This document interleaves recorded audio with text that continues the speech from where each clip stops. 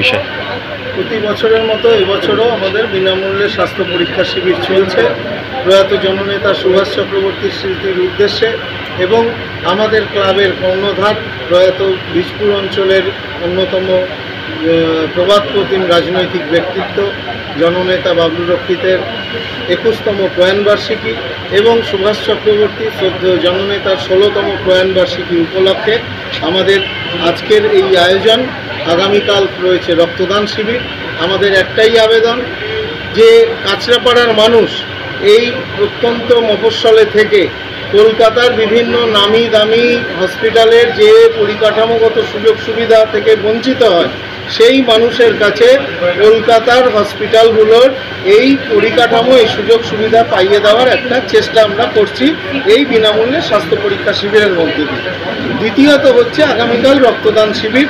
আমরা অনুরোধ করব সরকারি ব্লাড ব্যাংকের রক্তের যে অভাব চলছে তাকে মেটানোর জন্যে আমরা আমাদের সীমিত সামর্থ্যের মধ্যে দিয়ে কাছড়াপাড়া অঞ্চলের মানুষ তারা এই রক্তের ঘাটতি মেটানোর জন্যে আগামীকাল রক্তদান আন্দোলনের মতো একটা মহৎ উদ্যোগকে সর্বাঙ্গীন সুন্দর এবং সাফল্যমণ্ডিত করবে। সকাল থেকে আজকে কত জন এখানে এসে সেই ইতিমধ্যেই স্বাস্থ্য পরীক্ষা যে নিচে দুটো ক্যাম্প চলছে তাতে চোখ এবং বিএম বিড়লার যে টিম কাজ করছিল এবং উপরে দাঁত রয়েছে এবং বিপি পদ্মা, তাতে ইতিমধ্যেই আমাদের 200 জনের মতো নাম লেখানো হয়ে গেছে।